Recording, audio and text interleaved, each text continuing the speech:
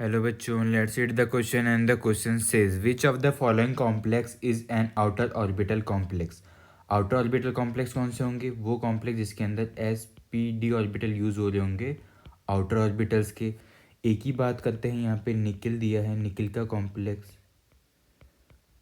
इसके अंदर oxidation state हो जाएगी निकल की, लेट से एक्स प्लस NH3 पे चार्ज है 0 इज इक्वल टू कॉम्प्लेक्स पे चार्ज है +2। तो यहाँ पे निकल की ऑक्सीडेशन स्टेट हो जाती है +2। निकिल का जो इलेक्ट्रॉनिक कॉन्फ़िगरेशन है वो है 4s2 3d8। अब यहाँ पे ऑक्सीडेशन स्टेट +2 है, तो यहाँ से 4s2 से 2 इलेक्ट्रॉन रिमूव हो जाएंगे, ये बच जाएगा 3d8। अब यहाँ पे इलेक्ट्रॉन फिल करते हैं 3d ऑर्बिटल के अंदर। तो पहले 5 इलेक्ट्रॉन ऐसे फिल कर दिए जाएंगे एंड उसके बाद पेयरिंग स्टार्ट हो जाएगी, 7 इलेक्ट्रॉन एंड देन 8 इलेक्ट्रॉन। अब यहाँ पे जो 2 अनपेड इलेक्ट्रॉन बच चुके हैं, इसके बाद यहाँ पे होता है हमारे पास 4s orbital and then 4p orbital, और इसके आगे आता है हमारे पास 4d ऑर्बिटल। तो यहाँ पे 2 टाइप के हाइब्रिडाइजेशन पॉसिबल है, एक D2sp3 एंड या फिर sp3d2। अब अगर यहाँ पे पेयरिंग करवा देते हैं हम, इन अनपेड इलेक्ट्रॉन की पेयरिंग करवा देते हैं, तो सिर्फ यहाँ पे एक डी ऑर्बिटल एम्प्टी रह जाएगा, पर हमें चाहिए मिनिमम 2। अगर हमें D2sp3 हाइब्रिडाइजेशन चाहिए, तो ये हम रूल आउट कर देते हैं पॉसिबिलिटी D2sp3 की। तो हमारे पास हो जाता है sp3d2, और यहाँ पे ये जो है 2 अनपेड इलेक्ट्रॉन रह जाएंगे, अनपेड इलेक्ट्रॉन 2 रह जाएंगे। तो ये एक पॉसिबल है आउटर ऑर्बिटल कॉम्प्लेक्स होने के लिए। बी की बात करते हैं, यहाँ पे Mn दिया है CN6 4-, तो यहाँ पे Mn की जो ऑक्सीडेशन स्टेट आ जाएगी +2। Mn का इलेक्ट्रॉनिक कॉन्फ़िगरेशन होता है 4s2 3d5। यहाँ से 2 इलेक्ट्रॉन रिमूव हो जाएंगे 4s के, क्योंकि ऑक्सीडेशन स्टेट इसकी है +2। 3d ऑर्बिटल के अंदर हमारे पास रह जाएंगे 5 अनपेड इलेक्ट्रॉन। यहाँ पे 4s है एंड 4p है इसके आगे, और ये है खुद 3d। पर यहाँ पे Cn जो है हमारा स्ट्रॉन्ग फील्ड लिगेंड है, तो यहाँ पे पेयरिंग की पॉसिबिलिटी है, तो यहाँ पे पेयरिंग हो सकती है बिल्कुल।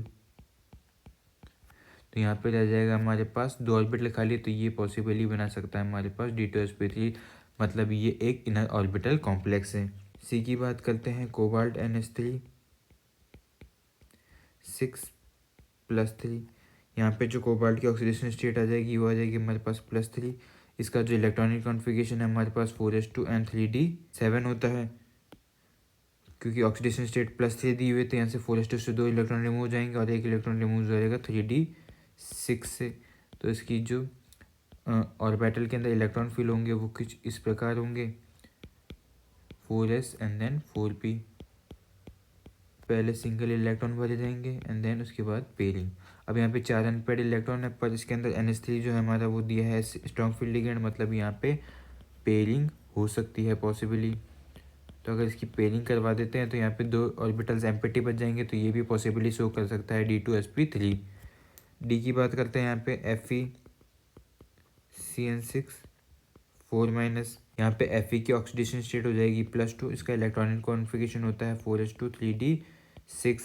यहाँ से 2 इलेक्ट्रॉन रिमूव कर देते हैं तो ये बच जाता है D6, तो ये थर्ड वाला ही केस हो जाएगा बिल्कुल सेम। अब यहाँ पे 6 इलेक्ट्रॉन हम पेयर करवा सकते हैं, तो 2 ऑर्बिटल खाली रह जाएंगे, इसके बाद 4s एंड देन 4p। तो ये भी पॉसिबली D2sp3 बनाएगा।